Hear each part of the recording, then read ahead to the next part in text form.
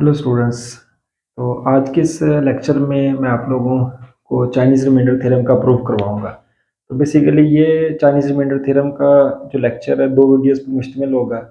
एक में हम चाइनीज़ रिमाइंडर थ्योरम करेंगे और दूसरे लेक्चर में हम इसकी एग्जाम्पल करेंगे। तो हम देखते हैं कि चाइनीज़ रिमाइंडर थ्योरम की स्टेटमेंट क्या कहती है। चाइनीज़ रिमाइंडर थ्योरम की जो स्टेटमेंट है वो यहाँ से स्टार्ट होती है कि हमारे पास M1 M2 से लेके MK तक कोई इंटीजर है और वो इंटीजर किस तरह के हैं कि ये पेयर वाइज आपस में रिलेटिवली प्राइम है। तो पेयर वाइज रिलेटिवली प्राइम होने का क्या मतलब है कि इनका जीसीडी यानी जीसीडी हमारे पास क्या होता है, हाईएस्ट कॉमन फैक्टर। तो ये पेयर वाइज रिलेटिवली प्राइम है, इस बात का मतलब है कि जीसीडी ऑफ M1 और M2 जो है वो 1 के इक्वल है और जीसीडी ऑफ M1 और M3 जो है वो भी 1 के इक्वल एंड सो ऑन। तो इसी तरह M2 का बाकी तमाम के साथ जीसीडी जो है वो भी 1 के इक्वल है और इसी तरह M3 का बाकी के साथ जो जीसीडी है वो 1 के इक्वल है। ओके, तो नेक्स्ट हमें क्या गिवन होगा कि A1 से लेके AK तक ऐसे इंटीजर है कि इनका MIs के साथ जीसीडी 1 है, यानी A1 का M1 के साथ जीसीडी 1, A2 का M2 के साथ जीसीडी 1 है एंड सो ऑन, AK का MK के साथ जीसीडी 1 है। ओके, तो नेक्स्ट हमने क्या किया है, एक M इंटीजर डिफाइन किया है। वो M इंटीजर कैसे डिफाइन किया है, इन तमाम इंटीजर्स को आपस में मल्टीप्लाई करके हमने M डिफाइन किया है। तो नेक्स्ट हमारे पास B1 से लेके BK तक भी कोई इंटीजर्स हैं, तो हमने एक सिस्टम डिफाइन किया है। तो A1 X1 is congruent to B1 mod M1 and so on AK X is congruent to BK mod MK।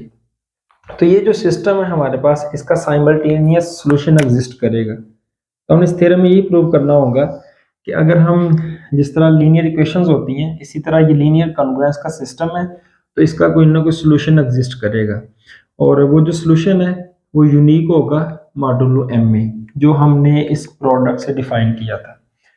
Okay, तो हम इसका प्रूफ स्टार्ट करते हैं। तो जो कुछ चीज़ें इंपॉर्टेंट है वो हम साथ साथ देखते जाएंगे। तो सबसे पहले हमें गिवन था कि A1 का M1 के साथ GCD 1 है, A2 का M2 के साथ GCD 1 है एंड सो ऑन, AK का MK के साथ GCD 1 है। तो हमारे पास एक रिजल्ट है, वो ये रिजल्ट ये कहता है कि linear congruence AX is congruent to B mod n has unique solution if GCD of AN is equal to 1। तो बेसिकली जो मेन रिजल्ट है वो ये है कि जितना A और N का GCD होगा उतने ही हमारे पास सॉल्यूशन होंगे जब वो GCD B को भी डिवाइड करे। लेकिन उसकी जो सिंपल फॉर्म है वो हमारे पास ये है कि अगर A और N का GCD 1 है तो इसका एक ही सॉल्यूशन होगा, यूनिक सॉल्यूशन होगा। तो क्योंकि अब हमारे पास जो पहला कॉन्ग्रुएंस है A1X is congruent to B1 mod M1, तो इसमें हमारे पास A1 और M1 का GCD 1 के इक्वल गिवन है। तो इसका मतलब है कि इसका भी यूनिक सॉल्यूशन होगा, उसका नाम रख लेते हैं सॉल्यूशन का X1। और इसी तरह A2X is convert to B2 mod M2, तो यहाँ पे भी A2 और M2 का जो GCD है 1 के इक्वल है, तो इसका भी कोई यूनिक सॉल्यूशन होगा, तो उसका नाम रख लिया X2 and so on AKX is convert to BK mod MK। तो यहाँ हमारे पास AK और MK का जो GCD है वो 1 के इक्वल है, तो इसका मतलब है कि इसका भी यूनिक सॉल्यूशन होगा, उसका नाम हमने रख लिया X की। तो किसी इक्वेशन का सॉल्यूशन का क्या मतलब होता है, अगर जैसे एक इक्वेशन है तो मैं सिंपल इस तरह लिखते हैं 2x equal to 5 is equal to 7। तो अगर मैं कहता हूँ x इक्वल टू 1 इसका सॉल्यूशन है, इस बात का मतलब है कि x इसमें 1 पुट करेंगे तो इस इक्वेशन को सेटिस्फाई करेगा। तो इसी तरह अगर मैं ये कह रहा हूँ कि x1 इस इक्वेशन का सॉल्यूशन है तो x1 इस इक्वेशन को सेटिस्फाई करेगा, अगर x2 इस इक्वेशन का सॉल्यूशन है तो ये इस इक्वेशन को सेटिस्फाई करेगा सोन, और x के इस इक्वेशन का सॉल्यूशन है तो ये इसको इक्वेशन तो नहीं कहना चाहिए कॉन्ग्रुएंस को, तो ये x के इस कॉन्ग्रुएंस को सेटिस्फाई करेगा। तो इसमें हमने वैल्यूज पुट कर दी, इसमें x1 क्योंकि इसका सॉल्यूशन है, इसमें x2 एंड सो ऑन, और इसमें हमने xk पुट कर दिया। तो हमारा जो सिस्टम है वो ये बन गया। ओके, उसके बाद हमने N1 डिफाइन किया है। N1 किस तरह डिफाइन किया हमने कि जो प्रोडक्ट थी M उसको पहले नंबर पे डिवाइड किया M1 से, यानी N1 डिफाइन करने के लिए M को M1 से डिवाइड करेंगे तो जब डिवाइड करेंगे m1 से कैंसिल हो जाएगा, तो यहाँ m2 से लेके mk तक आ जाएंगे। तो अगर हम यहाँ पे गौर करें तो यहाँ पे m1 जो है वो मिसिंग है इसमें, यानी वो डिवाइड होके ख़त्म हो गया। और इसी तरह अगर हम सेकंड को देखें तो n2 किस तरह फाइंड किया, कैपिटल M को स्मॉल m2 से डिवाइड किया, तो इस केस में m2 से कैंसिल हो जाएगा। तो हमारे पास जो आंसर आएगा n2, उसमें हमारे पास m2 मिसिंग होगा। एंड सो जब हम nk डिफाइन करेंगे तो कैपिटल M को स्मॉल mk से डिवाइड करेंगे, तो जब हमने डिवाइड किया ये कैंसिल हो गया, तो mk से पहले जो इंटीजर होगा वो mk-1 होगा। तो ये हमारे पास m1 से लेके mk-1 तक बचेंगे। ओके, तो ये एक इसका काफ़ी क्रिटिकल पॉइंट है। तो यहाँ पे अगर हम देखें तो क्योंकि ये सारे आपस में रिलेटिवली प्राइम है, तो n1 में m1 नहीं है, तो जब हम n1 का m1 के साथ जीसीडी लेंगे तो उसका आंसर 1 आएगा। इसी तरह n2 में m2 नहीं है, तो जब इसमें m2 नहीं है तो m2 वाले के साथ इसका जीसीडी लेंगे तो उसका आंसर भी 1 आएगा। एंड सो nk में mk नहीं है, उसके साथ जीसीडी लेंगे तो आंसर 1 आएगा। तो जैसे अगर मैं कुछ नंबर्स लेता हूँ इसको समझाने के लिए, मैं m1 ले लेता हूँ 4, m2 ले लेता हूँ 7, और फर्ज कर लें m3 ले लिया हमने 17। तो क्योंकि एक दफ़ा इवन नंबर आ गया तो दोबारा इसमें इवन नंबर नहीं आ सकता। उसकी वजह क्या है, क्योंकि हमारे पास इन तमाम का आपस में जीसीडी 1 होना चाहिए। तो 4 और 7 का जीसीडी 1 है, 4 और 17 का जीसीडी 1 है, और 7 और 17 का जीसीडी भी 1 के इक्वल है। तो अब अगर मैं इसके लिहाज से देखूं तो n1 जो है वो मेरा ये होगा, n1 में m1 मिसिंग है तो मतलब ये आएगा 7 मल्टीप्लाई 17। n2 जो है, n2 में m2 नहीं होगा तो ये आएगा 4 मल्टीप्लाई 17, और जो n3 है वो किसके इक्वल होगा, उसमें m3 मिसिंग होगा तो 4 मल्टीप्लाई 7 आएगा। तो अब अगर आप देखें तो m1 और n1 का जीसीडी 4 और 7 मल्टीप्लाई 17 का जीसीडी 1 आएगा, क्योंकि इसका जो कॉमन डिवाइजर है वो 1 2 4 है। तो 1 2 4 इन दोनों में से सिर्फ 1 इनको डिवाइड करता है, तो ग्रेटेस्ट कॉमन डिवाइजर 4 और 7 और 7 मल्टीप्लाई 17 का 1 आएगा। इसी तरह अगर आप m2 का n2 के साथ जीसीडी देखें तो वो भी 1 आएगा, और इसी तरह m3 का n3 के साथ जीसीडी देखें तो वो भी 1 के इक्वल आएगा। तो ये आप आसानी से कंप्यूट कर सकते हैं। तो इसका मतलब है n1 का m1 के साथ, n2 का m2 के साथ, सोन nk और mk का जीसीडी जो है वो 1 के इक्वल आएगा। ओके, अब हमने एक और सिस्टम डिफाइन किया है, वो इन n आइज की मदद से डिफाइन किया है। वो किस तरह डिफाइन किया है मैंने, कि n1 multiply n1 star is congruent to 1 mod m1, और इसी तरह n2 multiply n2 star is congruent to 1 mod m2, so on nk और nk star is congruent to 1 mod mk। अब जैसा कि मैंने पहले बताया है कि अगर मैं लीनियर कन्ग्रुएंस बनाता हूँ तो उसका यूनिक सोल्यूशन कब होगा, जब a और n का जीसीडी 1 के इक्वल होगा। तो अभी हमने ऊपर लिखा है n1 और m1 का जीसीडी 1 के इक्वल है, तो n1 और m1 का जीसीडी 1 है, तो इसका यूनिक सोल्यूशन होगा, और वो यूनिक सोल्यूशन कौन सा होगा, n1 स्टार। और इसी तरह n2 का m2 के साथ जीसीडी 1 है, तो इसका मतलब है कि इस सिस्टम का भी यूनिक सोल्यूशन होगा, एंड सो ऑन। तो इन तमाम जो k कॉन्ग्रुएंसीज हैं उन तमाम का यूनिक सोल्यूशन होगा।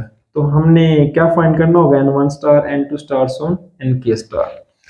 ओके, तो अब हमने क्लेम ये किया है कि x नॉट जो हमने डिफाइन किया, x1 n1 n1 star plus x2 n2 n2 star, सोन plus xk nk nk star, तो ये वाला जो मैंने x नॉट डिफाइन किया है ये हमारे इस सिस्टम का सॉल्यूशन होगा।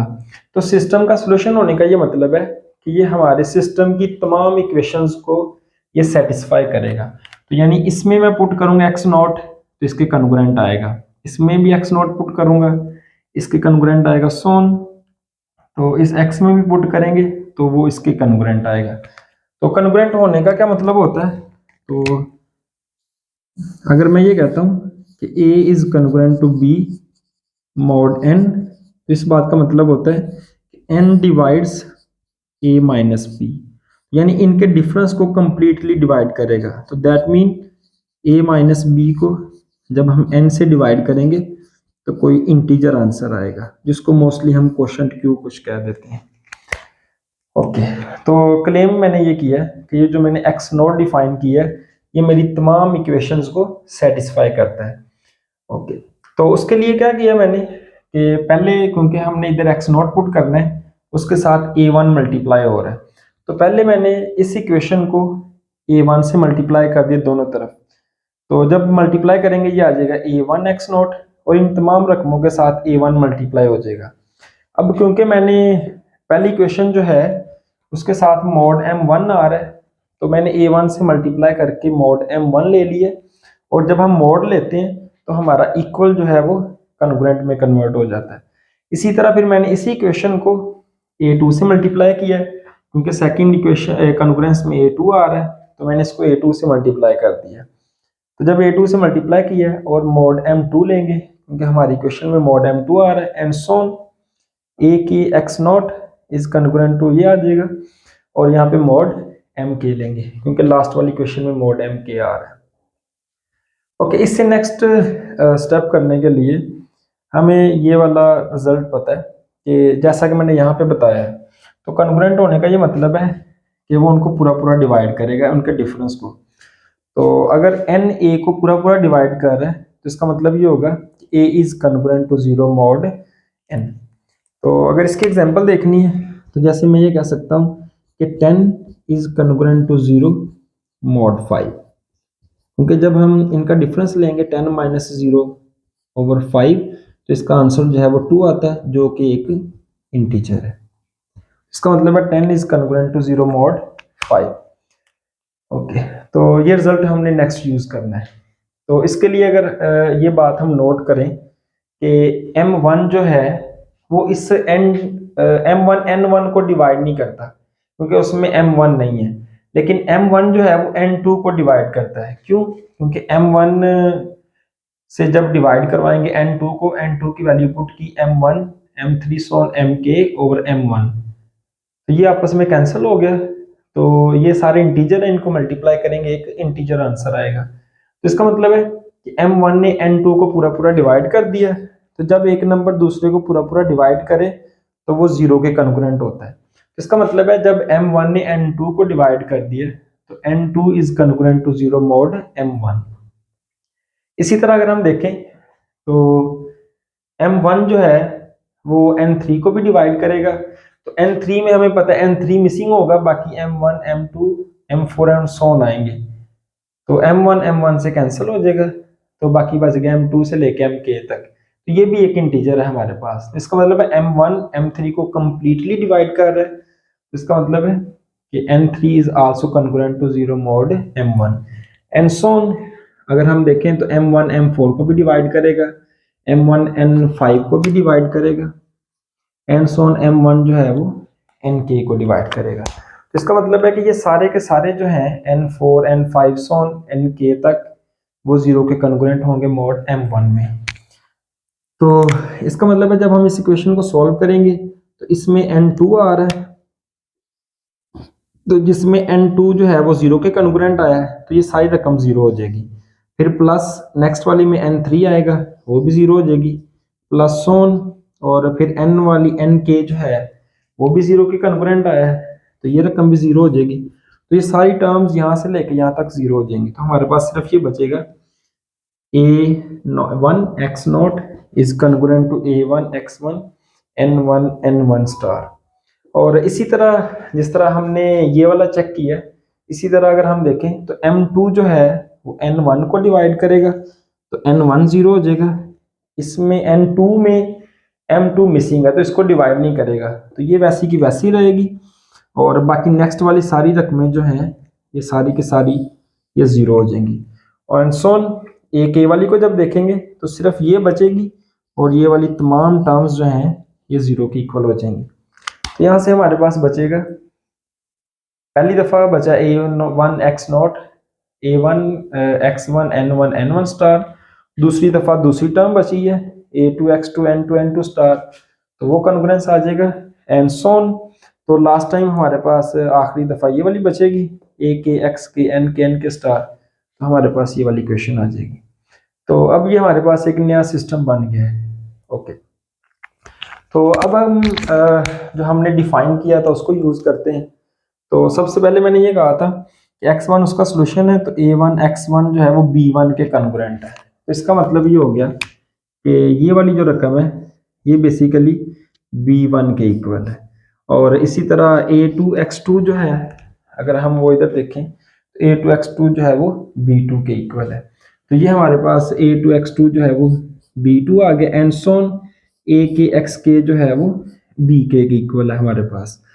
और n1 स्टार किसके कॉन्ग्रुएंट है, वो 1 के कॉन्ग्रुएंट है, तो वो 1 हो गया। यानी यहाँ पे अगर 1 लिखें या ना लिखें कोई फर्क नहीं पड़ता, यहाँ भी 1 आ जाएगा सोन, यहाँ भी 1 आ जाएगा। तो हमारे पास ये सिस्टम बन गया। तो अगर हम राइट हैंड साइड देखें तो एग्जैक्टली हमारे पास वो ये आ गया b1 b2 से लेके bk तक। इसका मतलब है कि x नोट जो है वो हमारे सिस्टम ऑफ इक्वेशंस को सेटिस्फाई कर रहा है। इसका मतलब है कि अगर हमारे सिस्टम की तमाम इक्वेशंस को सेटिस्फाई कर रहा है तो x नोट जो है वो गिवन सिस्टम का सॉल्यूशन है। तो ये हमारा प्रूव हो गया इसका पहला पार्ट, कि इसका जो सॉल्यूशन है वो एग्जिस्ट करता है। अब हमने नेक्स्ट ये प्रूव करना है कि ये हमारे पास यूनिक सॉल्यूशन होगा मॉडुलो m में। तो यूनिकनेस प्रूव करने के लिए हमेशा हमारे पास एक ही तरीका होता है कि एक सॉल्यूशन हमने फाइंड कर लिया, फिर हम एक और सॉल्यूशन लेट करते हैं जो उसको सेटिस्फाई करता है। तो एट द एंड हम प्रूव करेंगे कि वो दोनों वैल्यूज जो हैं वो आपस में सेम होती हैं। तो लेट कर लेते हैं कि y नॉट जो है is another solution of given system of congruences. तो अगर ये गिवन कॉन्ग्रुएंसीज का सॉल्यूशन है, इसका मतलब है इन तमाम इक्वेशंस को सेटिस्फाई करेगा। इसका मतलब हो जाएगा a1 x नोट की जगह, क्योंकि y नोट सॉल्यूशन रखा है, इज कॉन्ग्रुएंट टू b1 और मॉड m1 आ जाएगा। और इसी तरह a2 y1 is congruent to b2 और mod m2 and so on ak y not is congruent to bk और मॉड mk। ओके, तो जिस तरह आम तौर पे हमारे पास इक्वेशंस में होता है, अगर राइट हैंड साइड दो इक्वेशंस की सेम है तो उनकी लेफ्ट हैंड साइड भी सेम होती है। तो इसी तरह कॉन्ग्रुएंस में ये रकम भी b1 के कॉन्ग्रुएंट है और ये वाली रकम भी b1 के कॉन्ग्रुएंट है। तो इसका मतलब है कि अगर राइट हैंड साइड सेम है तो लेफ्ट हैंड साइड भी आपस में सेम होगी। इसी तरह दूसरी इक्वेशन में होगा, इसके राइट साइड पे b2 है, इसके राइट साइड पे भी b2 है, तो ये दोनों वैल्यूज आपस में कॉन्ग्रुएंट होंगी। सोन इसकी राइट साइड पे bk है, इसकी राइट साइड पे भी bk है, तो इसका मतलब है कि ये वाली लेफ्ट वाली वैल्यूज भी आपस में कॉन्ग्रुएंट होंगी। तो इसको 1 कह देते हैं और इसको हम 2 कह देते हैं। तो फ्रॉम 1 एंड 2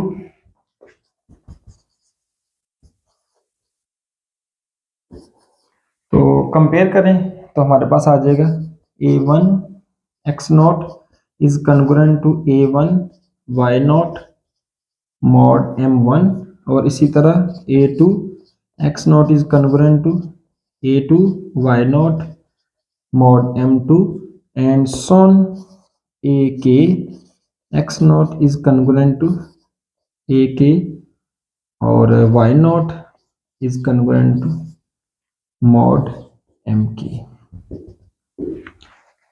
ओके, तो हमारे पास कैंसिलेशन लॉ क्या होता है कि अगर AC is congruent to BC और मॉड n, और अगर GCD ऑफ C और N जो है वो 1 के इक्वल है, तो फिर हम यहाँ से C को कैंसिल कर सकते हैं। तो हमारे पास आ जाएगा A is congruent to B mod n। तो अगर GCD 1 ना हो तो फिर हम इस नंबर को भी GCD से डिवाइड करते हैं, लेकिन इस केस में हम सिंपली ये करेंगे कि AC is congruent to BC, तो C को कैंसिल कर सकते हैं डायरेक्टली।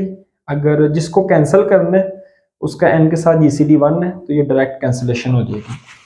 तो अब हमें, क्योंकि गिवन था शुरू में कि AIs और MIs का GCD 1 है, तो हमें गिवन है कि A1 और M1 का GCD 1 है, A2 और M2 का GCD 1 है, एंड सो ऑन ए के और एम के का जीसीडी 1 है। इसका मतलब है कि हम दोनों तरफ से इनको कैंसिल कर सकते हैं। तो जब हम इनको कैंसिल करेंगे तो हमारे पास जो नया सिस्टम बचेगा वो ये बचेगा कि x not is congruent to y not mod m1, और इसी तरह x not is congruent to y not mod m2 and so on x not is congruent to y not mod mk। तो अभी जो कन्ग्रुएंस की डेफिनेशन है अगर वो अप्लाई करें तो वो ये थी कि m1 जो है इनके डिफरेंस को डिवाइड करेगा, x not minus y naught, m2 divide करेगा x not minus y naught सोन mk डिवाइड करेगा x not minus y naught. तो एक और छोटा सा हमारे पास रिजल्ट है, और रिजल्ट ये कहता है कि अगर a जो है वो भी c को डिवाइड कर रहा है और एक दूसरा नंबर है b वो भी c को डिवाइड कर रहा है, और इन दोनों का जो जीसीडी है a और b का वो 1 के इक्वल है, तो देन इन दोनों की जो प्रोडक्ट है ए बी वो भी सी को डिवाइड करेगी।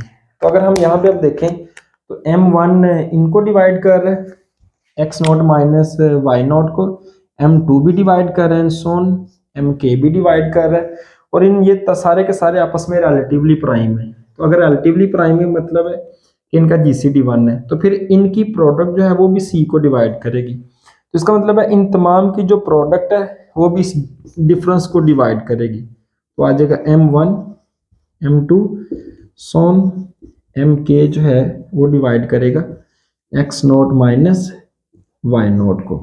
m1 से लेके mk तक जो प्रोडक्ट है वो हमारे पास m के इक्वल है।